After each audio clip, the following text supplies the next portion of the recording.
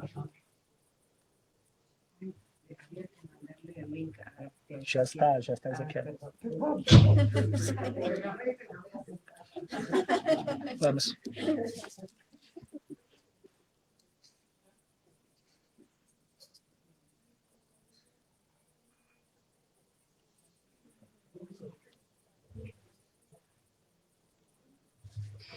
Bueno, buenas tardes nuevamente para todos y para todas. Estamos en nuestro segundo encuentro de los doctores latinoamericanos, esta vez resonando desde el abrazo con Rigoberto Vázquez y Ezequiel Alfiel, que está en la pantalla, y Rigoberto aquí a mi lado.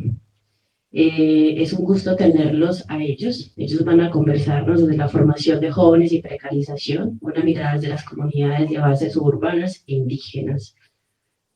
Cada uno va a hablar unos 20 minutos para después conversar entre nosotros y ellos y si podemos con algunas resonancias y preguntas del Facebook. Voy a empezar con Rigoberto, pero antes de darle la palabra voy a leer parte de su libro, que seguramente será lo que nos irá a contar. El 22 de octubre de 1920, José Vasconcelos propone la creación de la Secretaría de la Educación Pública, desde la cual se impulsaría la Escuela Rural Mexicana, con el propósito de salvar a los niños, educar a los jóvenes, redimir a los indios, ilustrar a todos y difundir una cultura generosa y enaltecedora, ya no de una casta, sino de todos los hombres. Desde entonces, en pro de una cultura nacional, México ha negado a los pueblos originarios la posibilidad de construir prácticas educativas que partan de la cultura, historia y cosmovisiones propias, obligándoles a integrarse a un currículo nacional oficial. Como contrapropuesta, en las montañas de la Sierra Oaxaqueña se gesta una propuesta de educación superior que parte del Huacatl, la sabiduría y conocimientos de la cosmovisión Ayuk, elemento que da título a la presente obra en nombre de Rigoberto Vázquez García. Nos presenta la experiencia de la Universidad Comunal Intercultural del Zempoaltepec, referente a la lucha de los pueblos originarios que por el conocimiento de un tercer sector en la educación en México que supere los límites de la educación oficial, llámese pública o privada, para pensar la educación comunal como forma de reconocimiento del pensamiento práctica construido desde miradas propias a lo largo del tiempo, denominado desde la comunidad Ayuk de Santa María Talutepec de Quehuencajel. Él lo va a decir ahorita mejor, nuestra propia educación. Gracias, Rigoberto.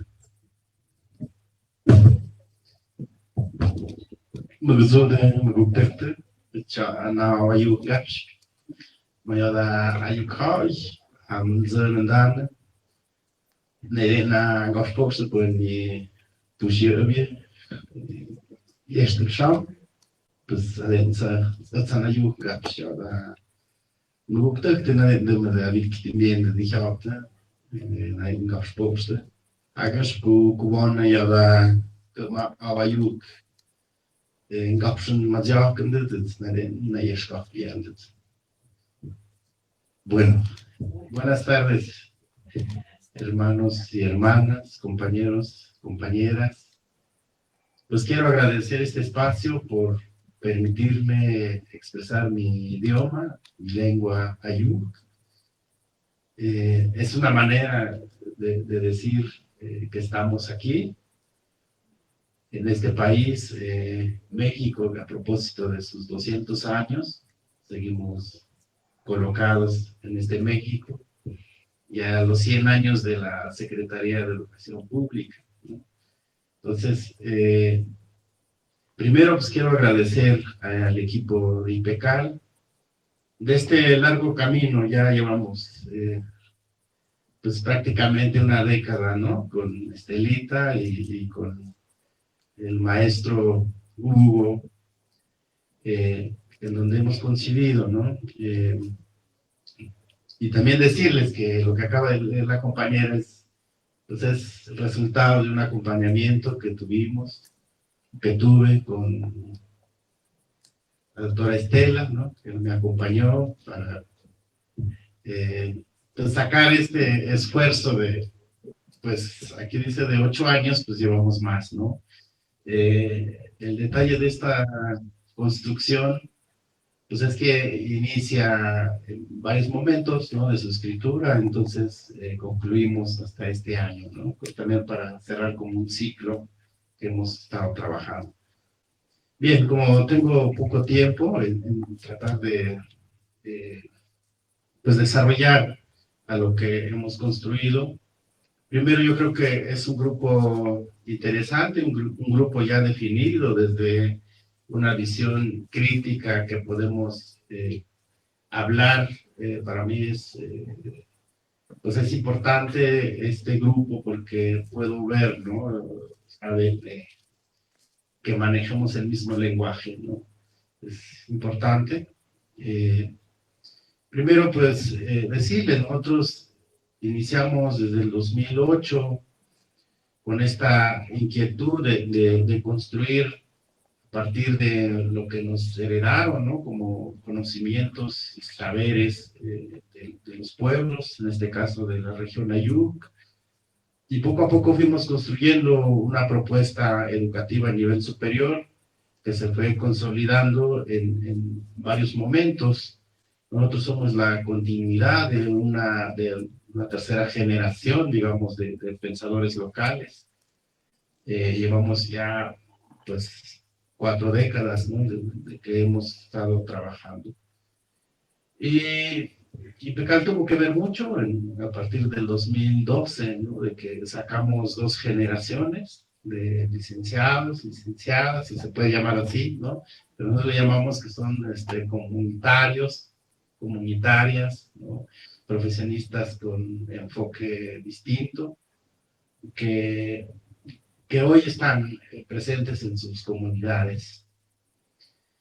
A partir de ahí yo creo que es importante empezar a tensionarnos, ¿no? Desde dónde estamos nombrando lo que le llamamos educación o formación, porque para nosotros es una crítica que le hacemos al sistema educativo nacional, en el caso mexicano, de que pues ha tratado de uniformar los conocimientos y saberes, ¿no? Desde una lógica de Estado y desde lo que se hablaba hace un momento, desde las políticas públicas integracionistas y maquilladas del desarrollo, ¿no? Nosotros negamos eso porque en los pueblos, por lo menos en este país, habemos más de 11.13 millones de indígenas en México. Y todos esos pueblos, barrios, comunidades que existimos, tenemos conocimientos milenarios, originarios. Decía hace un momento cuando inicié este diálogo, México lleva 200 años. Nosotros, antes de la conquista, de la colonización, llevamos ya más de 500 años. Estamos hablando de pueblos milenarios, arriba de 1000 años de vida que tenemos en estas regiones. Y todavía Yala, ¿no? O sea, sin negar la existencia de los pueblos originarios. Entonces, por lo tanto, nosotros exigimos respeto hacia esos conocimientos. Exigimos también el reconocimiento del Estado-Nación a esta diversidad y pluridiversidad de lo que existe en México. Y no es nada más una traducción de las políticas educativas en México. Es decir, no se trata de traducir los conocimientos, entre comillas, universales o científicas hacia las comunidades y nombrarlas en el idioma en el cual se habla, sino se trata de construir nuevas mentalidades que están presentes en la vida cotidiana de la gente. Por eso esta política educativa nacional pues ha desarraigado a la gente. Hoy podemos ver generaciones completas que aspiran a este desarrollo capitalista, ¿no? O sea, a los bienes materiales. Y esa es una realidad que se está viviendo en las comunidades. Por lo tanto, nosotros estamos construyendo otro enfoque. Esta propuesta de universidad comunal en una región pues fue creciendo conforme a los cambios estatales. Hace 4 años iniciamos una lucha fuerte en términos de reconocimiento, de pelear una reforma de ley, primero a la ley estatal de educación, que se pudiera decretar como tercer sector a los pueblos y comunidades, que se llamarían universidades comunitarias. No se pudo implementar esta reforma, entonces peleamos por una nueva ley, que es un decreto de creación que le llamamos UACO, Universidad Autónoma Comunal de Oaxaca, que es la que estamos en estos momentos en épocas de coyunturas, que es importantísimo como decir que la UACO no es resultado de esos 4 años, sino más bien es resultado de muchos procesos, de muchas regiones. Logramos en abril del 2020 su decreto de creación. Este decreto de creación fue para que fuera creada como una universidad autónoma con enfoque comunitario. ¿Qué quiere decir en términos legales para la federación? Que pueda ser una de las universidades públicas. La segunda universidad autónoma en el estado de Oaxaca, en este caso después de la Benito Juárez. En este proceso nosotros nos encontramos con 16 comunidades, estamos creciendo en diferentes regiones, hay compañeros chapinos, mixtecos, guaves, mijes, zapotecas, diferentes pueblos, ¿no? Que quienes estamos funcionando en estos momentos con 16 sedes a nivel Oaxaca. Oaxaca está compuesta por 570 municipios, es bastante grande. Y entonces, estos centros universitarios comunales empezaron a funcionar desde esa lógica, hasta que hace algunos meses nos encontramos que habíamos cometido un delito de violación, ¿no? Y demandan a la UACO. Y eso lo genera la Comisión Nacional de Derechos Humanos, donde interponen una queja hacia la Suprema Corte de Justicia de la Nación, donde evidencia, pues, ¿no?, que en este país sigue existiendo el racismo, sigue existiendo la discriminación y el desconocimiento en la cual surgen estas propuestas, porque, por un lado, lo que se decía, ¿no?, se dice que es un gobierno progresista y todo lo contrario, ¿no? O sea, nosotros sí decimos que es un gobierno, sigue siendo neoliberal, no es anti-neoliberal, sino más bien todo lo contrario, es un maquillaje que está dando el rostro de, pues, progresista, democrático, y lo que está generando hacia las comunidades y pueblos originarios es un tema muy delicado, porque lo que no lograron los neoliberales, abiertamente se decía, este gobierno lo está logrando, por ejemplo, los proyectos extractivistas en comunidades indígenas, la falacia de la consulta libre e informada, por ejemplo, hacia las comunidades. Y ese es el delito en lo cual nosotros se nos acusa, que nosotros no consultamos a las comunidades. El problema es de lógica, el problema es de sentido, ¿no?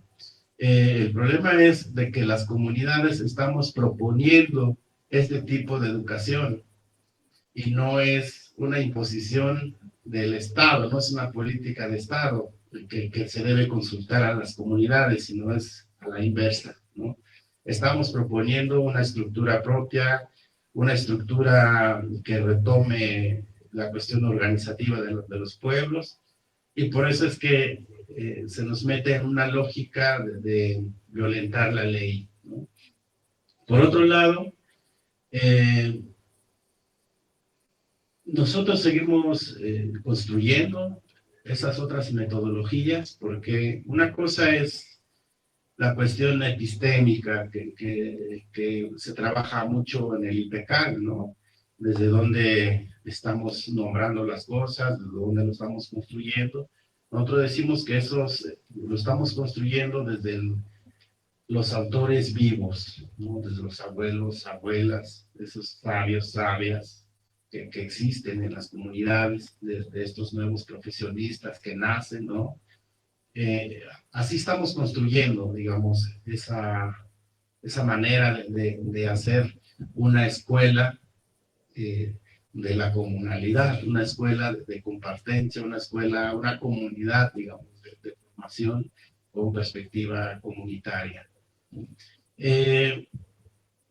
Y falta, ¿no? Falta mucho en términos metodológicos, porque nosotros estamos construyendo metodologías propias a partir, como decía el texto, del idioma propio, es decir, desde donde nosotros estamos formándonos, ¿no?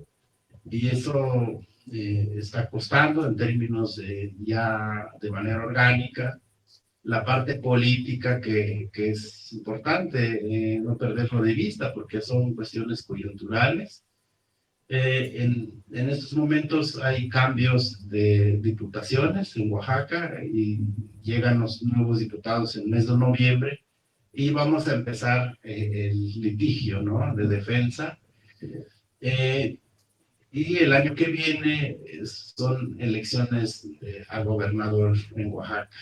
Entonces, son tiempos, digamos, coyunturales políticamente, donde nos están golpeando. Eso es claro, una lectura clara de que pues hay intereses de fondo, que el interés es el qué tipo de conocimiento se está generando en estos pueblos. Y esa es la lucha epistémica, que en realidad se está dando a una lógica institucionalizada, ya establecida, que pues si aquí hay profesores, no me dejarán mentir, o sea, vienen programas ya estandarizados, donde la lógica de la competencia es lo que debe estar permeado en los niños, en los jóvenes. Nosotros decimos lo contrario, nosotros decimos que se debe recrear los elementos comunitarios dentro de estos espacios. Entonces, es un proyecto bastante grande ahora de lo que iniciamos, y por eso decía el maestro Hugo, tuvo que ver bastante en términos de colocación del discurso mismo, desde la parte epistémica, de donde miramos que esta es una cuestión de proceso, no es una cuestión espontánea.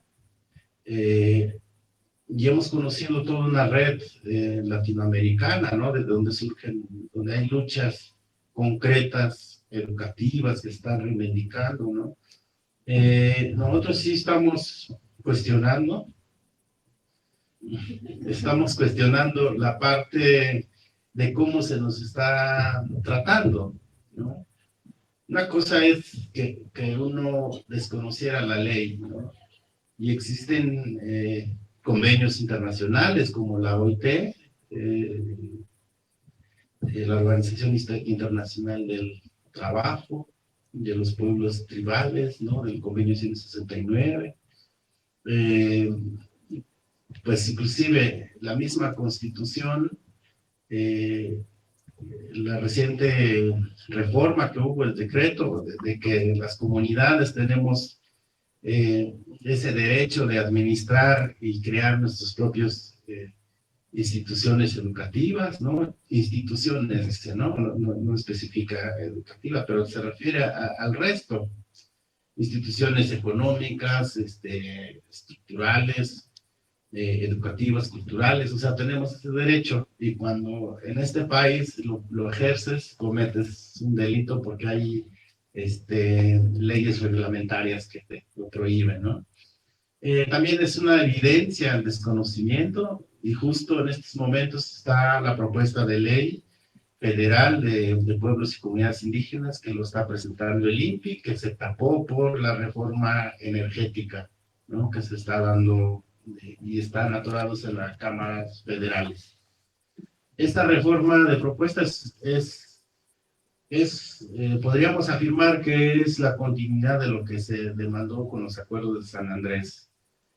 Sacamchem, que es el 96, el 94 con el levantamiento armado, el 96 con la propuesta de declaración de la selva lacandona, que se llamó, donde faltaron elementos, por ejemplo estas, ¿no? Que las comunidades tenemos ese ejercicio de autonomía, del goce y disfrute de los bienes que tenemos, de utilizar o recrear en ellas, ¿no? Y muestra clara es en Oaxaca, en el Istmo de Tehuantepec, por ejemplo, los proyectos españolas, japonesas, que están, digamos, politizando la región para que los campesinos puedan vender sus tierras, ¿no? Pero si los campesinos se les dice que quisieran ellos ser socios inversionistas y no vender sus bienes, ¿no? Entonces las empresas ponen en jaque porque, es decir, si yo pongo la tierra y tú pones la infraestructura y seríamos socios, ¿no? Y eso es un ejemplo claro donde están las resistencias indígenas de no poder parar esto, es decir, lo que está dado como el Tren Maya, como el corredor que se está planteando en Oaxaca, eso va a caminar, pero van a aplastar a las comunidades, van a tener que ceder porque es una política de Estado. Y afecta directamente a las comunidades indígenas. Por otro lado, ¿qué es lo que se viene, ¿no?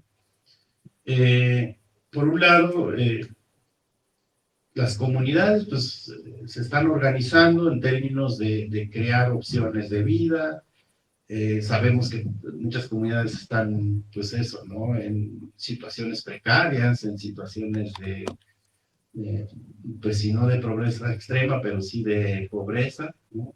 Más en esta coyuntura de la pandemia que se está viviendo.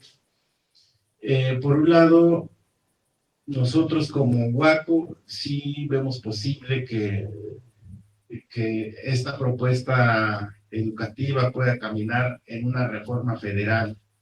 Es decir, que si ya existe la educación federal, tanto pública, privada, ¿por qué no debe existir una comunitaria que sea demandada desde las comunidades? Es decir, esta pedagogía, esta política que surge de abajo, ¿por qué no se puede reconocer?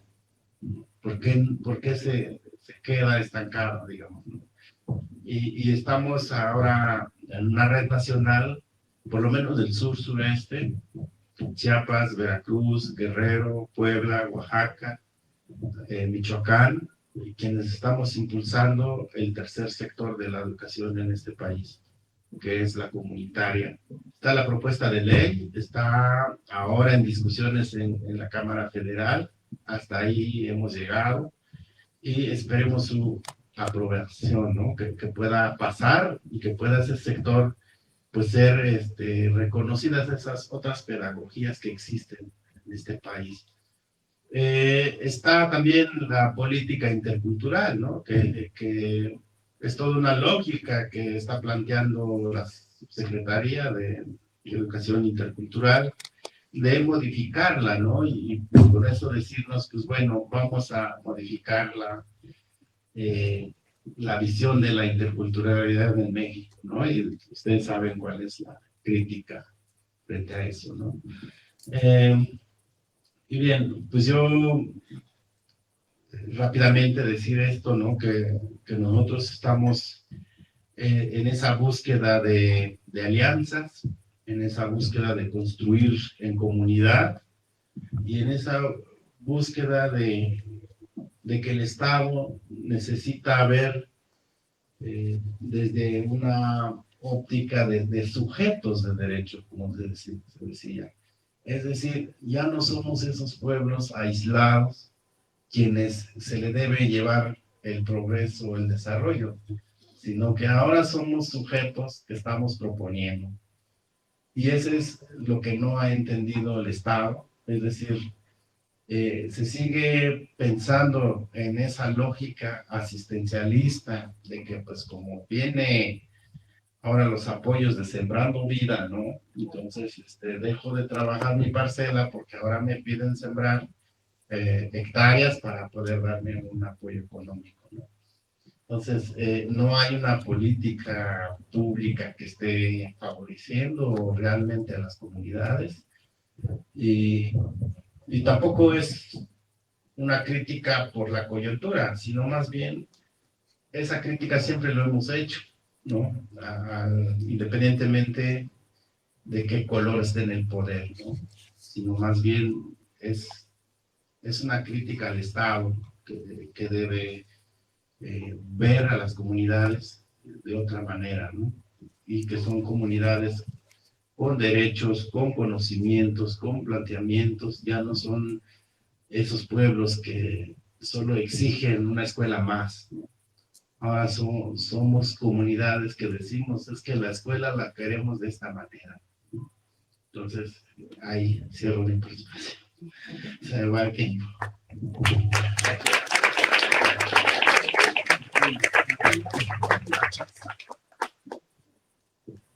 Bueno, muchas gracias, compañero Rigoberto, por lo que nos compartes. Solamente quiero decir algunas cosas antes de darle la palabra al compañero Ezequiel, y es agradecerte, Rigoberto, por compartir un proyecto que se ha disputado y se sigue disputando. Además, por la disputa de la exigencia de derechos y reconocimiento que ustedes como comunidades indígenas vienen haciendo, por proponer además una propuesta de educación en la que no se niegue la diversidad, sino que se reconozca una autonomía, una educación en la que nosotros como IPECAL también abrigamos ese proyecto desde lo comunitario, la comunidad. Nos interesa pensar lo comunitario y creo que ustedes con su propuesta nos podrían enseñar mucho. Además, esto de pensar la episteme desde los autores vivos, construir episteme de los autores vivos. En estos días escuchaba a la maestra del presente vivo y creo que ahí va dialogando. Y lo otro que tendría en tensión como la conversación anterior es la lucha por la autonomía, porque siguen existiendo modelos neoliberales que están explotando la vida humana y no humana. Así que gracias, Rigoberto. Ahorita seguramente con preguntas y comentarios podrías expandir la experiencia. Bueno, Ezequiel, qué gusto tenerte Hola, con hola. nosotros. Así que te doy la palabra. Bueno, ¿ahí se me escucha bien? Sí. Bueno, agradecer la invitación, bueno, agradecerle a Estela, a todos los compañeros y compañeras de IPECAL, que como saben muchos, soy parte del doctorado del Círculo Siquirinemi, así que bueno, darles un gran abrazo de acá, de Buenos Aires, del sur, y un poquito la propuesta de hoy es charlar, comentar, intercambiar sobre lo que son estas escuelas populares, que trabajamos con un sujeto joven adulto y adulta en territorios urbanos, ¿sí? Ya sea de Buenos Aires y el Gran Buenos Aires, que sería todo el cordón que rodea la ciudad. Un poquito comentar en primera instancia que estas escuelas, digamos, populares, llamadas bachilleratos populares por nosotras y nosotros, surge allá por el 2004 y son experiencias que tienen que ver y que surgen principalmente en una Argentina convulsionada posterior al 2001, producto del gran cimbronazo y la gran crisis que sufrió Argentina en el 2001 y que fueron consecuencias de las políticas neoliberales que tanto hablaba recién Emir, que se habían aplicado en nuestro país, en nuestra región, y que también obviamente repercutió no solamente en el plano económico, en el plano social, en el plano político, sino también en el plano educativo. Entonces, a esa crisis, vamos a llamarla sistémica, con respecto al plano educativo, lo que visualizábamos, lo que veíamos en ese momento, era una gran cantidad de jóvenes y adultos y adultas que estaban por fuera del sistema educativo. Es decir, que en Argentina había 14 millones de personas que estaban considerados en riesgo educativo. ¿Qué era esto? Ni más ni menos personas que o habían abandonado la escuela media, secundaria se llama acá, media, otras que no habían ingresado a la escuela media y muchos que habían estado en la escuela media, pero que por diferentes mecanismos exclusores terminaban siendo excluidos y expulsados. Y decimos excluidos y expulsados justamente porque una de las cosas que tiene aceitado el sistema educativo es poner en el individuo el fracaso del sistema. Es decir, cualquier estudiante que uno le pregunta en edad de adulto de estudiar, se le dice, ¿por qué dejaste? Bueno, porque no me da la cabeza, porque no podía, porque era, no sé, hacía mucho lío. Siempre el sistema lo que hizo fue internalizar ese fracaso en el individuo. Entonces empezamos a pensar desde diferentes compañeros y compañeras que veníamos ya trabajando en la educación media de adultos, otro tipo de escuelas que puedan dar, por lo menos empezar a dar una respuesta a esto que sucedía. Porque el Estado tenía sus programas, tenía sus escuelas, tenía sus planes, pero lo que hacía era justamente incluir a esta gran población que estaba quedando por fuera y volver a replicar esos mecanismos exclusores que comentaba recién. Entonces nos empezamos a animar y a pensar por qué no abrir una escuela desde las organizaciones sociales. Poder empezar a pensar una escuela desde la autonomía de las organizaciones, pero no que sean escuelas con una autonomía total, sino escuelas que desde las organizaciones sociales disputen dentro del Estado su reconocimiento.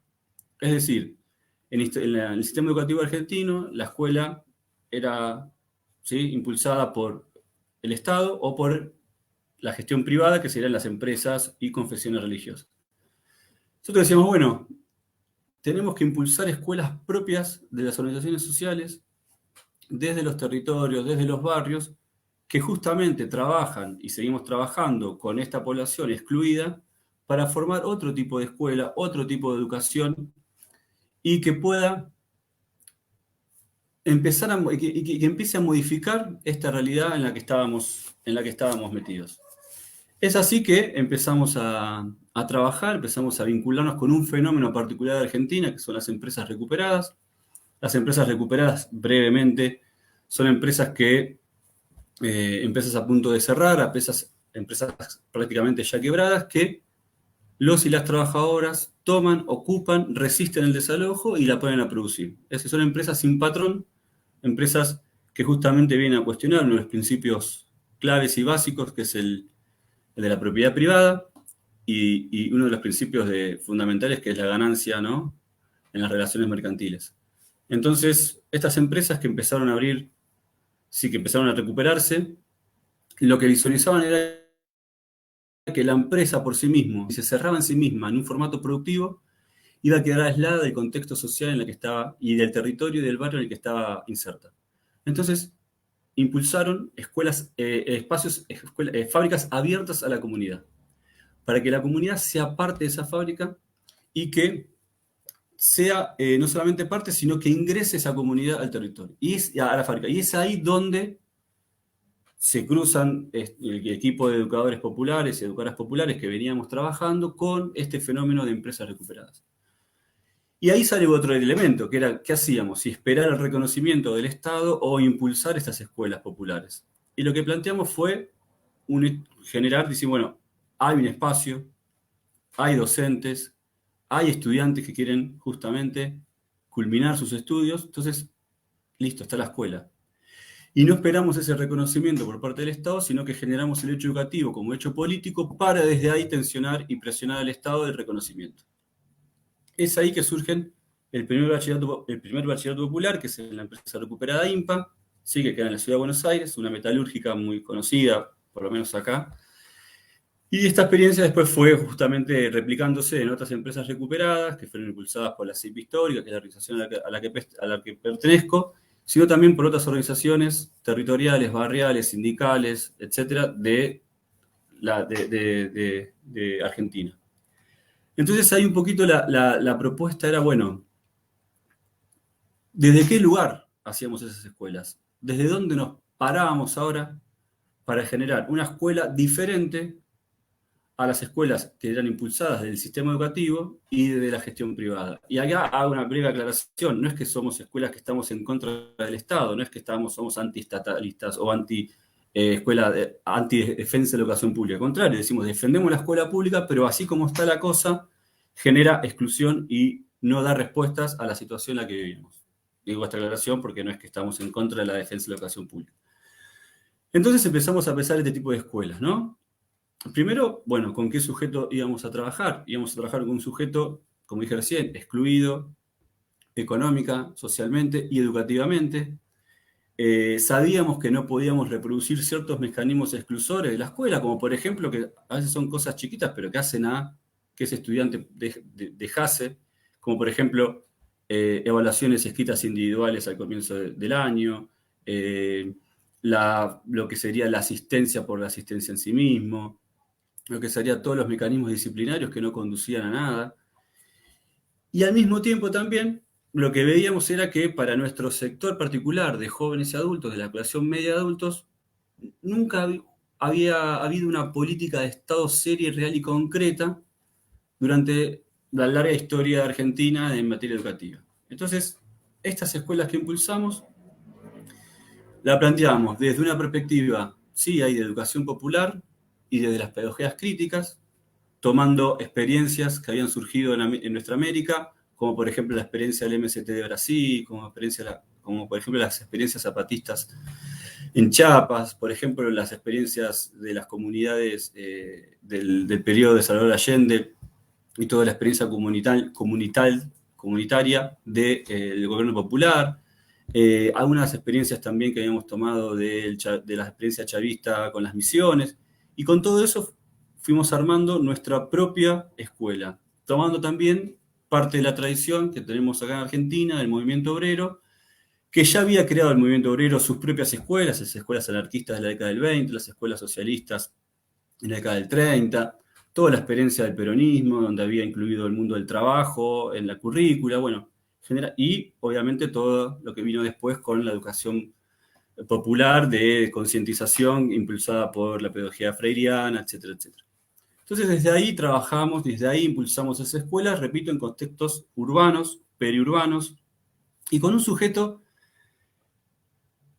que, y acá hay que hacer como una distinción, digamos, con el aspecto del área rural o los lugares más vinculados al área rural, que el sujeto urbano tiene otra dinámica, tiene otras características, que es un sujeto urbano que venía justamente cargado, por ejemplo, en nuestro caso, un proceso vinculado muchos a adicciones, vinculado también y sufriendo también múltiples violencias, ya sea intrafamiliares, ya sea entre pares, vinculado a violencias de género muy fuerte, vinculados también a empleos precarios, informales, y un sujeto que nosotros denominamos en vulnerabilidad.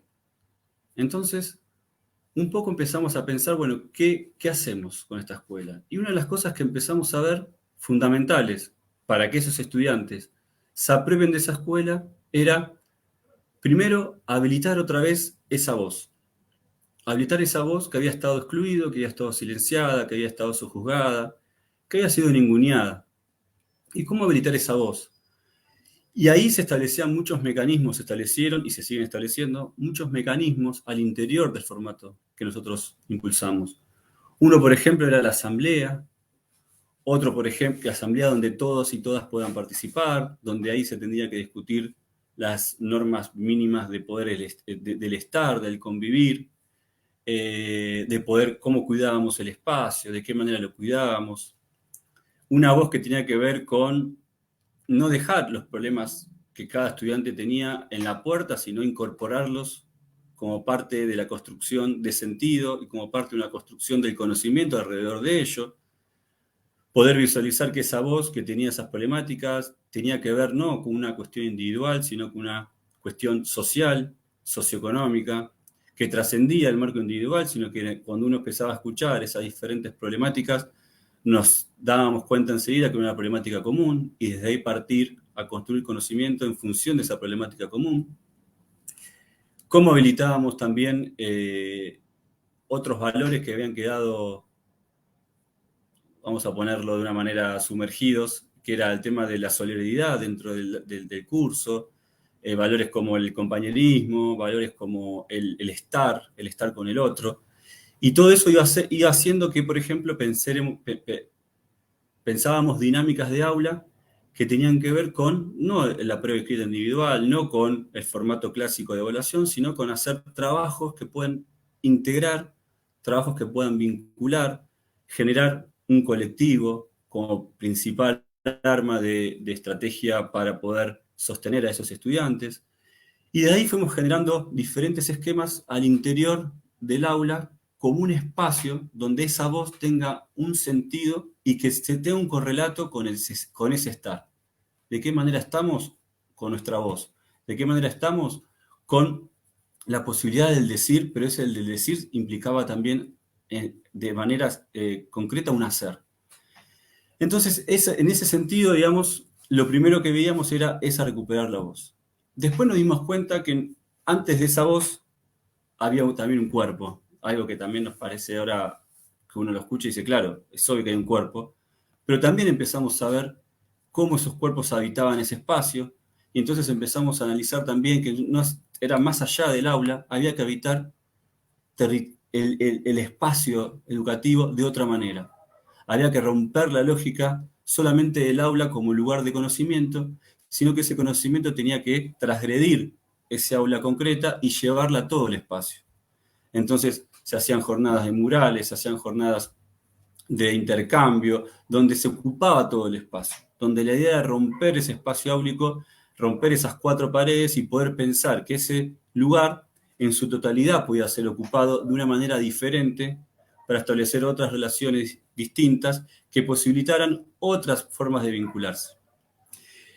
Y en tercera instancia, también lo que veíamos era que ese lugar, que ese territorio escuela, no podía ser ni el aula ni el espacio escuela, sino que tenía que estar asociado a ese barrio, a esa territorialidad donde estaba inserta la escuela, donde la problemática del barrio tenía que ser también trabajada a nivel contenido, a nivel relacional, dentro del espacio del bachillerato popular. Y es desde ahí también donde esta idea de romper esta dicotomía del adentro y el afuera, este límite que se impone en una escuela donde lo que está afuera no me interesa, lo que está afuera es harina de otro costal, diríamos acá. Bueno, no, eso tenía que incluirse. Entonces empezamos a articular con otras organizaciones que ya trabajaban en el territorio, empezamos a articular con centros de salud, con comedores, con el hospital que estaba frente del bachillerato, con bibliotecas populares, con juegotecas, con lugares para las primeras infancias, y de ahí también fuimos desmontando esta idea de el bachillerato cerrado en sí mismo para generar un espacio que esté integrado a la problemática territorial, a la problemática comunal, a la problemática comunitaria. Entonces, desde ese lugar, fuimos dando esos pasos para pensar otro tipo de escuelas. Claro también que ahí otra de las cuestiones que nosotros discutíamos y que seguimos discutiendo fuerte es el tema del saber y el lugar que ocupa el saber en estos lugares, ¿no? Porque lo que no queríamos era justamente una educación pobre para pobres. Lo que no queríamos era caer en una microexperiencia que sea significativa solamente para los estudiantes que podían estar ocupando ese lugar. Entonces sí pusimos en el centro la construcción del conocimiento y cómo podíamos construir un conocimiento significativo, ¿sí?, para nuestros estudiantes. Y eso nos llevaba justamente a romper esta lógica de tiempo escolar. ¿De qué manera podíamos romper con esta lógica del tiempo escolar? Y acá lo interesante era que la resistencia de ese tiempo escolar no vino de los estudiantes o de las estudiantes, sino que venía también de los propios docentes que habíamos sido formados por la academia y que teníamos internalizado el tiempo escuela, el estilo del tiempo capitalista, de lo que teníamos que hacer dentro del propio espacio. Y lleva todavía mucho tiempo poder entender que ese tiempo escuela, que ese tiempo reloj incorporado del sistema educativo, lo tenemos tan internalizado que la disputa, la lucha era de qué manera podíamos romper con ese tiempo escuela, donde no tenemos que correr detrás de un contenido, detrás de otro contenido para poder llegar a fin de año, sino darnos los tiempos necesarios para construir esos conocimientos significativos que permitan, ¿qué cosa? Ampliar la mirada de esos estudiantes sobre los fenómenos económicos, sociales, históricos y políticos en los que estaban insertos. Y eso es, para mí, una de las cosas más interesantes, porque corrernos de esos tiempos nos llevó, por ejemplo, a tener clases de, capaz, un mes con un solo tema, meses con una sola temática. ¿Por qué? Porque de esa manera íbamos desmontando todos estos sentidos comunes, todas estas estructuras que nos iban, ¿sí?, amoldando, para poder generar otro pensamiento que sea, para nosotros, superador a lo que estábamos acostumbrados. Entonces empezamos a utilizar una palabra que es muy común, que usamos desde los bachis, que es, bueno, lo que tenemos que hacer es empezar a desnaturalizar las relaciones sociales, empezar a desnaturalizar las relaciones de opresión, empezar a desnaturalizar el lugar del saber, ¿sí? ¿Quién tiene el saber y cómo lo tiene? Entonces ahí fuimos haciendo todo un recorrido, fuimos haciendo todo un formato donde eso nos obligaba a tener, por ejemplo, una mirada sobre qué pasaba con el contenido disciplinar, si era necesario el contenido disciplinar, si era necesario pensar otros contenidos interdisciplinarios y cómo pensábamos esa interdisciplinaridad, cómo incorporábamos materias vinculadas al cuerpo, cómo vinculábamos aquellas materias vinculadas a la participación, y fuimos generando de esa manera un montón de mecanismos que obviamente no tenían nada que ver con la lógica escuela, pero que sin embargo las incorporábamos y le dábamos una vuelta para que tenga realmente sentido como parte del proceso educativo que estábamos llevando e impulsando. Por otra parte, digamos, y ahí con relación ya también al Estado, una de las cosas ahí que contaba también Rigoberto, que me pareció interesante, era cuál fue la reacción del Estado ante esto. Y bueno, nosotros tuvimos 8 años sin ser reconocidos estas experiencias, o solamente con un reconocimiento mínimo que nos permitía acreditar. Porque justamente me parece a mí que lo importante acá, que es este capitalismo totalitario que plantea Stella, o este sistema educativo bajo un régimen capitalista, el límite de ese sistema es cuando no puede controlar los procesos educativos que emergen de la sociedad civil. El punto de límite y el punto de ruptura para nosotros, lo disruptivo que hacemos desde acá, y que pensamos que es disruptivo desde acá, es que justamente el proceso educativo lo llevan adelante las organizaciones, con control de las organizaciones, con el equipo docente, con el equipo de coordinación y con los estudiantes, y el Estado no se mete. Y el Estado no se puede meter. Y ese es el punto de límite de quiebre donde el sistema educativo y el Estado no pueden controlar estos procesos educativos. Pero al mismo tiempo exigimos el reconocimiento, exigimos el salario, exigimos la acreditación, exigimos las becas para nuestros estudiantes. Es decir, y ahí es donde se produce el punto para mí de ruptura. ¿Por qué? Porque viene a romper con esa tradición de la escuela estatal o la escuela privada y seguir un patrón determinado que baja de los organismos oficiales. Y ahí está me parece, para nosotros el meollo de la cuestión. ¿De qué forma damos esa pelea y de qué manera damos esa pelea? Claramente, como experiencias de bachillerato populares no la podemos dar solo. Claramente esas experiencias no podemos hacerlas desde un lugar individual, sino que tiene que estar en consonancia con debates, con otras y otras experiencias educativas que estén por fuera de los marcos educativos de escuela, otras experiencias que tienen que ver con, por ejemplo, con experiencias educativas que estén impulsadas desde también el sistema educativo, con educadores y educadores populares que están desde lo no formal, con, obviamente, un montón de instancias que nos permitan pensar colectivamente cómo damos esa lucha por cambiar esa parte del sistema educativo. Es decir, que acá no se trata de generar una escuela copada, una escuela linda o una escuela simpática para algunos y algunas, sino que lo que se trata es formar un movimiento pedagógico que discuta el sentido de la educación, la mirada de la educación, el anclaje educativo y la perspectiva educativa hacia dónde queremos ir. Y ahí retomando un poco lo que lo que venimos, por ejemplo, trabajando mucho dentro de los marcos de PECAL, una de las cosas es poder modificar esos ángulos de mirada, poder pensar esta realidad en la que estamos insertos, poder ensanchar esos marcos de mirada de realidad, poder recolocarnos como un sujeto histórico, poder pasar de ese sujeto pasivo, acostumbrados al consumo, acostumbrados a una lógica de consumo, a un sujeto activo que tenga que ver y que pueda transformar esa relación social. Nosotros le dijimos sujeto político. Bueno, no importa el nombre o la categoría en este caso, lo que importa acá que es lo que queremos construir en función de eso, porque cada lugar tiene su propia particularidad y cada lugar tiene su propia mirada. Entonces, estas experiencias lo que vienen a hacer es a buscar, ¿sí?, modificar esos ángulos de mirada, poder pensar esas realidades, poder ensanchar esos marcos del presente, poder pensar otra didáctica en función a esa digamos, dentro del espacio áulico, poder empezar otros dispositivos que sean vinculados a la posibilidad de transformación social, porque lo que hacemos y lo que intentamos desde acá es transformar la realidad social. La educación tiene que estar para la transformación de la realidad social, que implica una mirada distinta de los sujetos, de las relaciones intersubjetivas y del mundo en que nos toca vivir y que uno busca transformar. Entiendo que me pasé un poquito, pido disculpas, pero estamos, creo que en momento ahí. Gracias.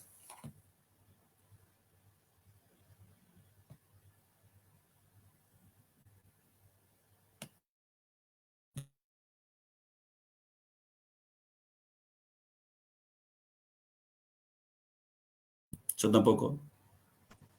Bueno, Ezequiel, muchas gracias. La verdad, no se pasaron, estuvieron muy bien con los tiempos.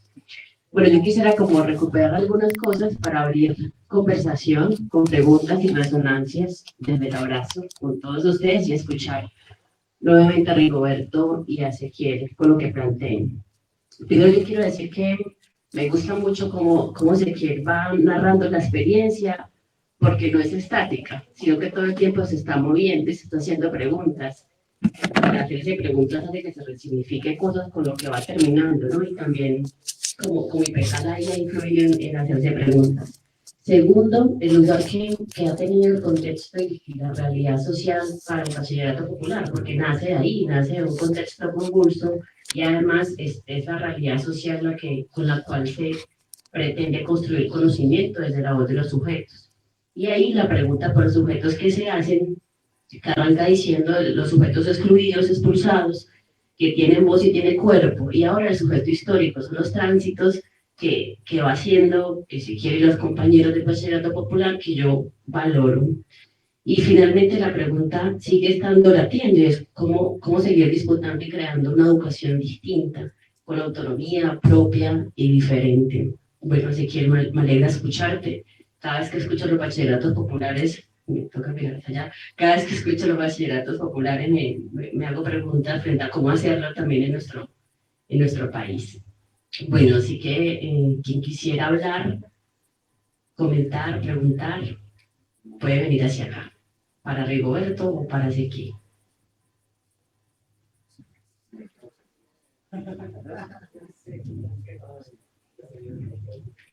Resonancia desde el abrazo.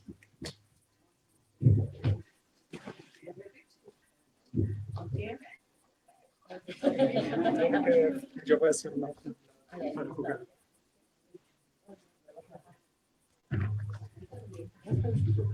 Buenas. Una pregunta, ya que surgió el malestar con el espacio anterior. ¿Por qué el argumento que muchas veces es utilizado en contra de esas apuestas por la autonomía es la que estaría haciendo fragmentación o que estaría trabajando desde contextos muy reducidos, ¿no? Los dos compañeros trajeron ese elemento de la construcción desde lo local para un proceso ampliado de construcción de movimiento desde esas acciones concretas. Pero entonces, en clave de totalidad, me gustaría que ustedes pudieran profundizar un poco más cómo esas acciones concretas en lo microbiológico constituyen la posibilidad de un proyecto de disputa. Muchas gracias.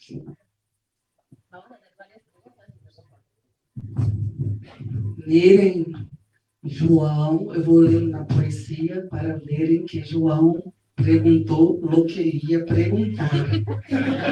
La poesia chama Fragmentos.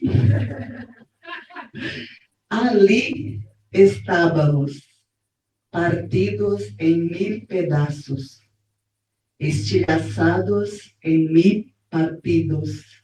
Ali estávamos.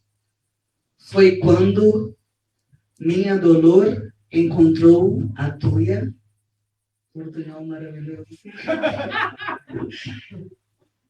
Mi dolor encontrou a tua, ali doendo em minha alma. Alma que havia se exilado em ti, sentindo minhas dores. Foi então que não sabia se sentia tus dolores em minha alma ou tua alma em mis dolores, e no outro, o outro em mim. E antes que nos apercebêssemos, ao nos perceber um ao outro, nossas dores em um só corpo, nascíamos unidos de nuevo. Então, em as duas experiências, como hace que a questão da autonomia não gere fragmentos? ¿Necesito una traducción?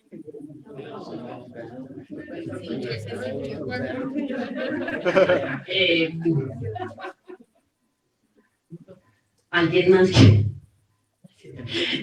más quiere hacer otra pregunta para darle la palabra a los compañeros? Will. Bueno, la compañera y luego Will.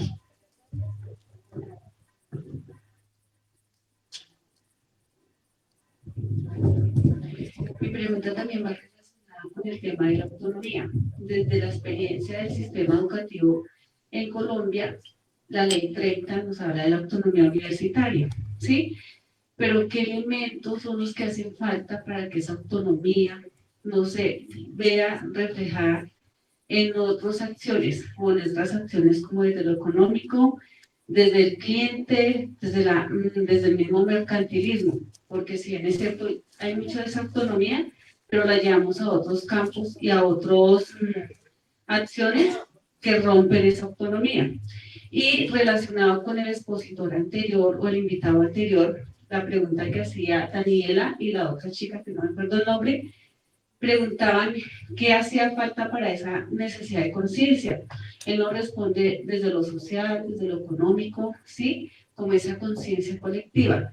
Pero en la experiencia de ustedes, ¿qué creen o cuáles son esos elementos que nos aportarían para hacer ese cambio desde el pensamiento epistémico y desde lo que nosotros nos estamos formando, pues para hacer ese cambio o ese salto? Sé que es una iniciativa, pero pues nos aportaría mucho con esos elementos. Gracias. Uy. Bueno, vamos a darle la palabra a Rigoberto y luego Ezequiel y hacemos una segunda ronda de preguntas de Facebook o comentarios que vamos a retomar. Si quieren hacer por Facebook, la pueden hacer.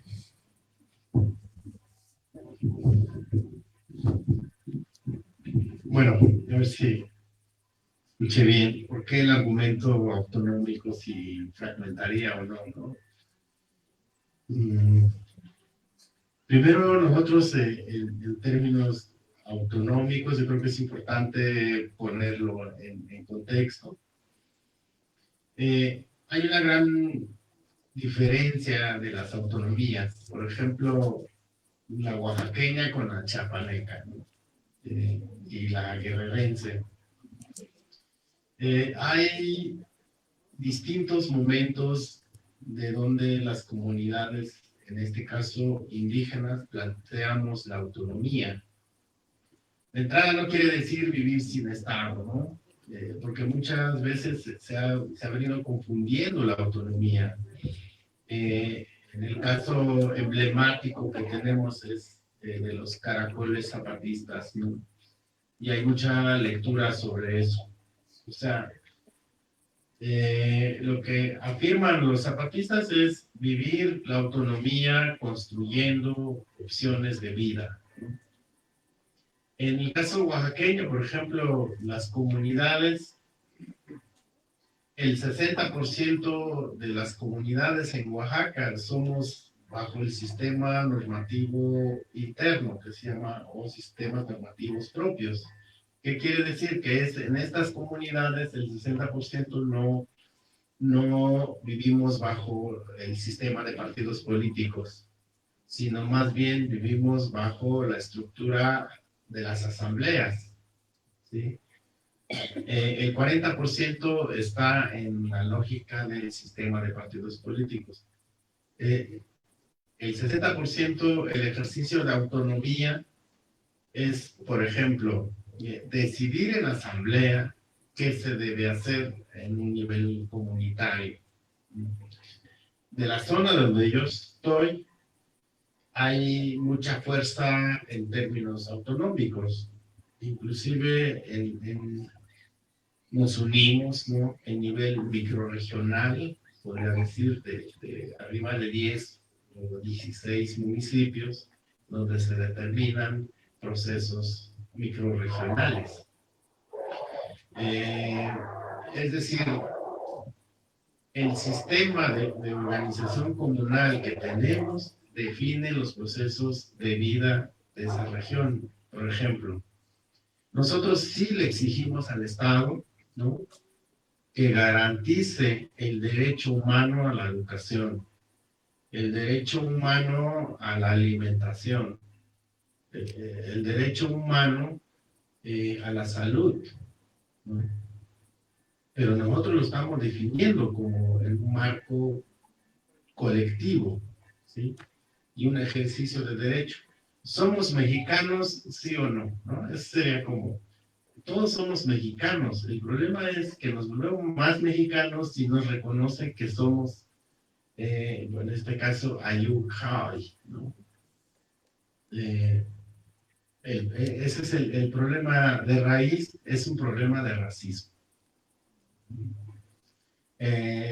Y una vez que se coloca el racismo en medio de las políticas públicas, pues nos vamos a encontrar en choques constantes, ¿no?, o confrontaciones constantes. Entonces, hay una gran diferencia de las autonomías en México, ¿sí?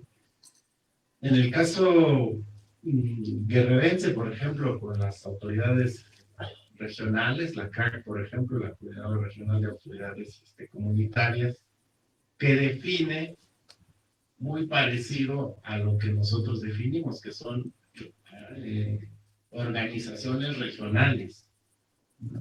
Entonces, eso permite la exigencia, ¿no? ¿Cuál es la... y hacerle una lectura muy concreta en el caso educativo? La disputa en realidad no es lo económico. La disputa en realidad es el conocimiento, el saber. ¿Sí? Porque nosotros sí hemos puesto en evidencia, en términos de revisión o en términos de orientación de un planteamiento educativo, por ejemplo, ¿no? ¿Cuál es la lógica del sistema educativo? O sea, aquí nosotros nos meten en una lógica de competencias, ¿no? Y los que somos, digamos, nos movemos en ese campo, conocemos que dice, ¿y qué competencias obedece a tu plan? ¿Cuál es la disciplina que se ejerce? ¿En qué área disciplinar obedece, ¿no? Y nos catalogan en el área de ciencias sociales y humanas, ¿no? Cuando nosotros ejercemos, por ejemplo, cosmogonía, ¿no? Eso nos dice, no, pues es que es la disciplina antropológica, ¿no?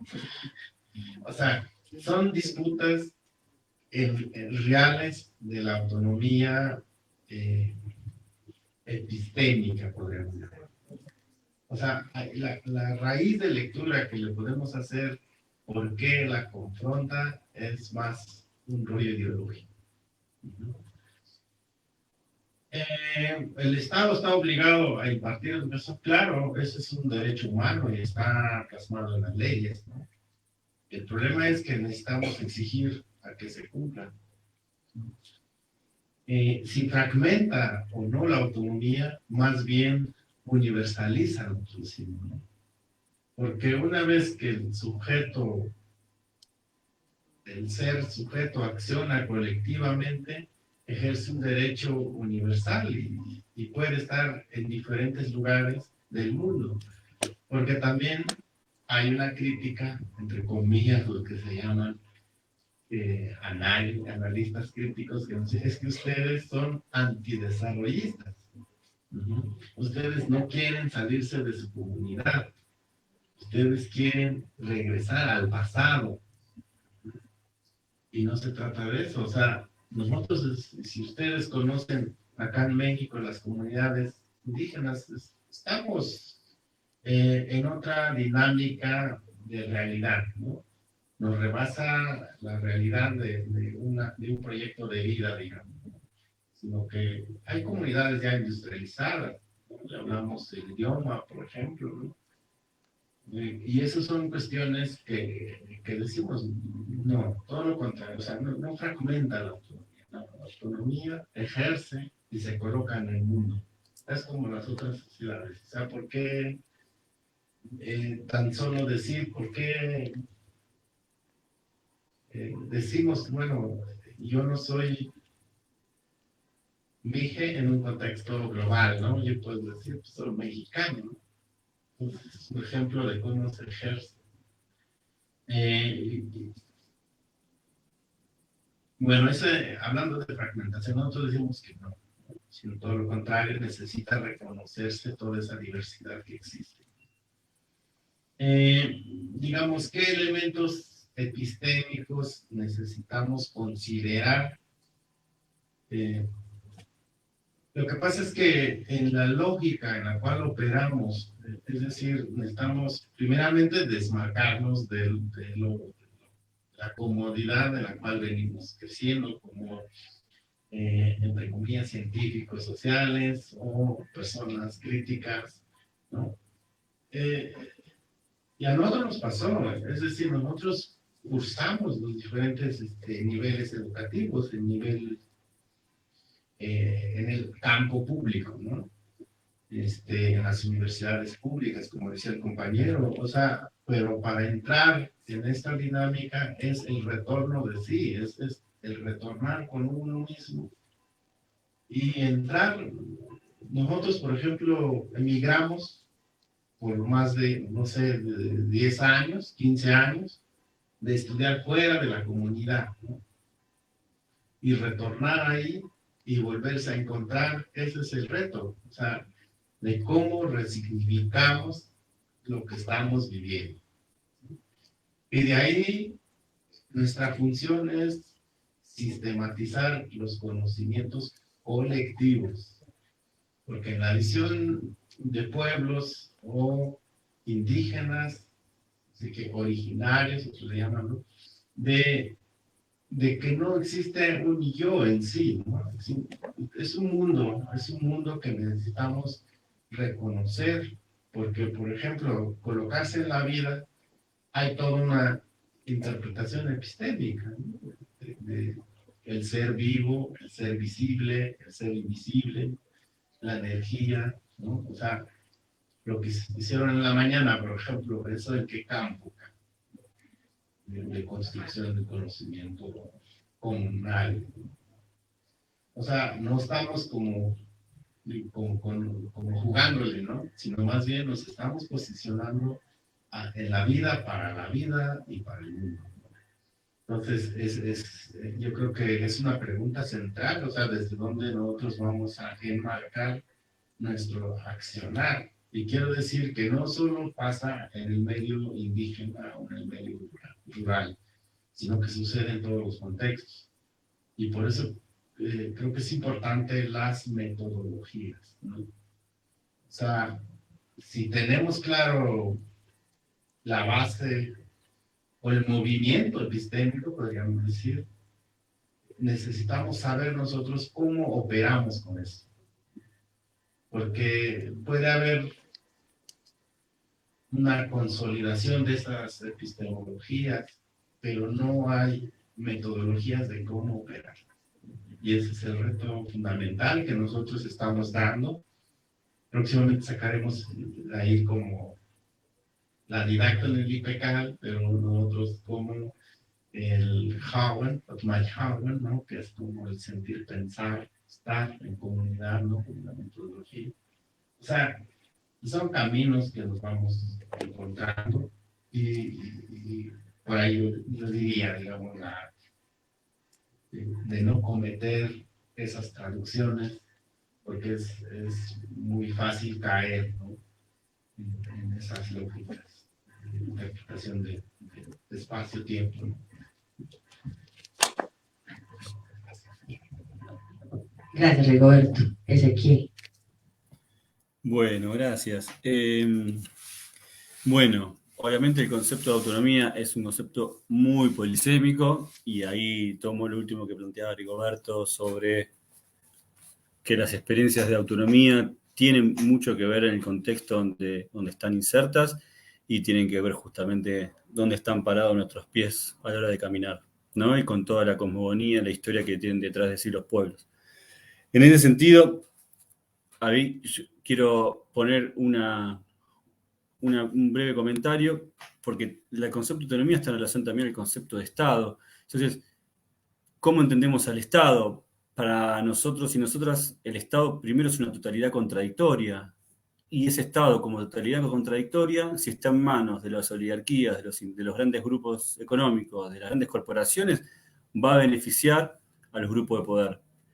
Entonces, ¿qué decimos desde acá? Es cómo interpelamos, que es la categoría que usamos, cómo interpelamos a ese Estado, cómo hacemos para que esas endijas que tiene el Estado abrirlas cada vez más, cómo hacemos que esas grietas que tiene el Estado podamos meternos en esas grietas para poder desde ese lugar, para lograr desde ese lugar generar políticas públicas en beneficio de los sectores desposeídos, desclasados, empobrecidos. Es decir, en ese punto entonces el Estado lo entendemos como autoridad contradictoria, la autonomía está en relación a la interpelación y a su vez otro concepto que también digamos, lo tomamos, que es el concepto de masividad.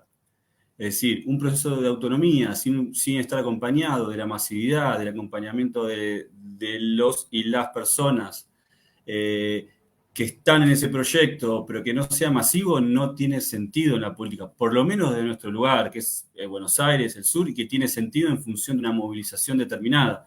Con lo cual el concepto de masividad también es importante. ¿Por qué peleamos el reconocimiento de las escuelas? Porque nos garantiza masividad, porque nos garantiza pelear en términos concretos y reales contra el poder del Estado. Y entonces desde ese lugar uno también plantea, ¿sí? Si no somos masivos, si no somos visibles, no hay una política pública hacia nosotros. Y esa política pública no va a estar si no va acompañada de una lucha concreta colectiva. Con lo cual va todo también de la mano en función del proyecto que queremos establecer.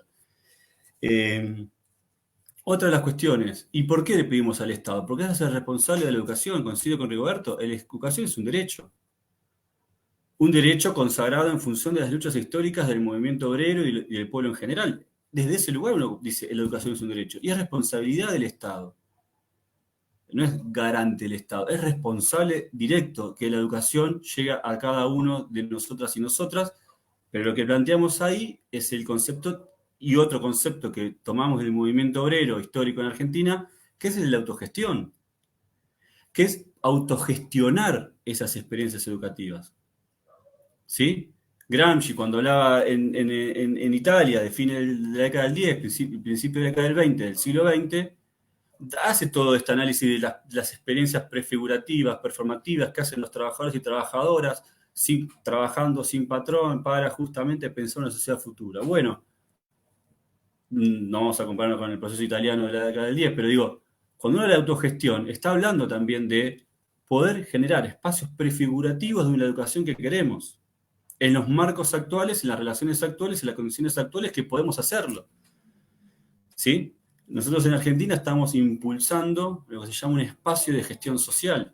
Ya está en la Ley Nacional de Educación del 2006, que la impulsó Adriana Puigros, pero que no está reglamentado. Entonces, ¿qué planteamos? Bueno, generemos un espacio de gestión social que tenga que ver justamente con un espacio que reconozca no una experiencia cualquiera, sino que reconozca las especificidades que estas escuelas son diferentes por estos motivos y que van a luchar por estas cosas. Entonces, desde ese lugar es donde planteamos el concepto de autonomía, el concepto de Estado, el concepto de interpelación y el concepto de autogestión. Después, con respecto a la pregunta que hacía Joao, desde lo micro, cómo esto se lleva a lo micro, que es el gran desafío, no caer en el discurso pedagógico embellecido para que sea escuchado y que aplaudan o que no, sino cómo eso se baja a un concreto determinado. Bueno, y ahí, digo, hemos cambiado, nos hemos equivocado, hemos generado marchas y contramarchas, hemos tenido un montón de idas y vueltas, pero me parece que el proyecto de concreto tiene que ver, primero, que no podemos separar teoría y práctica, que es una cuestión de praxis política, es una cuestión ético-política, es una cuestión del nuevo etos militante, es una cuestión de justamente pensarnos no como sujetos individuales que vamos a un espacio determinado, sino que somos parte de un colectivo concreto que está haciendo una acción educativa para la transformación en esa dirección. Y ahí tiene que ver con una dinámica que tiene que ver con poner lo común por sobre lo individual, con corrernos de nuestras ropajes y corrernos de nuestras mochilas y dejarlas a un costado y empezar a hablar de igual a igual, volver otra vez a esto que planteaba Freire de la relación educador-educando. Yo creo que el punto central, nodal, está ahí. ¿De qué manera entendemos esa relación educador-educando? Porque Freire, justamente el foco fue ahí. ¿Cómo volvemos otra vez a mirar a esa relación?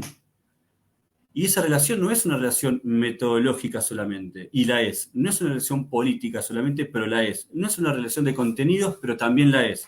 No es una relación de vincular, pero también la es. Bueno, ¿cómo unimos todo eso para generar un nuevo sujeto y nosotros como incluidos ahí, un nuevo sujeto, una nueva sujeto que justamente piense esa realidad que hablábamos antes? Entonces me parece que tiene que ver en volver a poner el foco en esa relación educador-educando, volver a poner la lupa ahí para generar, ¿sí?, otro procesos educativos y poder pensar esa realidad en la que estábamos diciendo anteriormente. Iría por ese lado.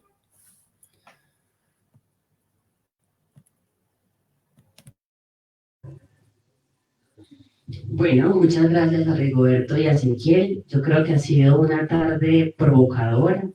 Nos pensamos y latimos desde Latinoamérica y ahora escuchamos a Rigoberto y a Ezequiel desde experiencias distintas, pero apostando a un proyecto emancipatorio, que seguramente hay que seguir haciéndose preguntas críticas y leerse críticamente para seguir potenciando cada experiencia. Les agradecemos entonces a las personas que nos estaban escuchando. Ahí dejaron sus comentarios o pueden dejar sus preguntas y los invitamos a mañana seguirnos en los distintos espacios en los que tenemos, estar pendiente de las redes sociales y de nuevo, gracias. Muchas gracias. Saludo grande.